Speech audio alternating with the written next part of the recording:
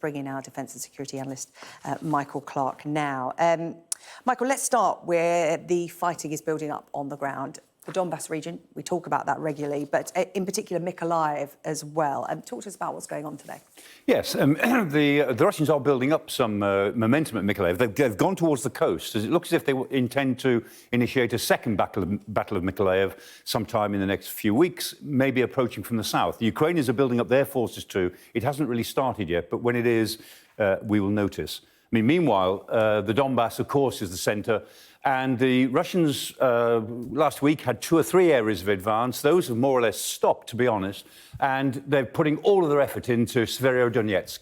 And that's the city that is the key to Luhansk, which is the smaller of the 2 oblasts within the whole Donbass region. Severodonetsk is surrounded on 3 sides. And the key to understanding Severodonetsk, if we look at it a bit more closely, it's the river, the Siverskyi Donets river, which runs right down to the west of the city.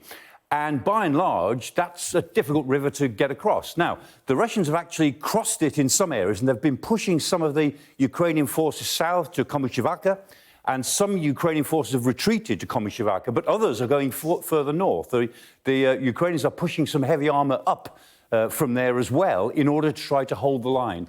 But the real key is the bridges over the river. There are 4 bridges. One of them has been down for years. Of the other 3, the northern and southern bridges are really covered by the Russians. The Ukrainians can't really use it. The bridge that they can use is at Pavlograd. And the bridge at Pavlograd a few days ago was actually destroyed by the Russians. It's one of the very few sensible things they really have done in this case. And by destroying that bridge at Pavlograd, they've actually made life very hard for the Ukrainians. Hard now to supply Severodonetsk from the west. And the Ukrainians may have to decide, do they, as it were, dig in Severodonetsk and just try to hold on and risk it becoming another Mariupol? Or do they give up the city now and leave while they can?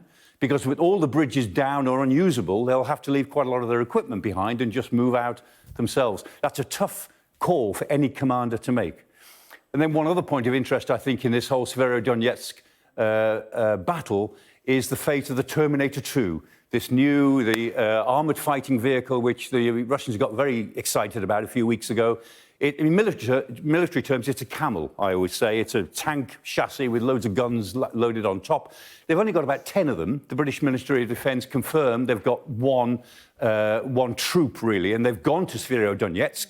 And so all the military train spotters out there are really interested to see, first of all, is it vulnerable? And secondly, will it make a difference as and when the Battle of Severodonetsk really gets into the streets, which it may now do quite soon. OK, Michael, good to talk to you. Thank you with that latest update on what's happening on the ground in Ukraine.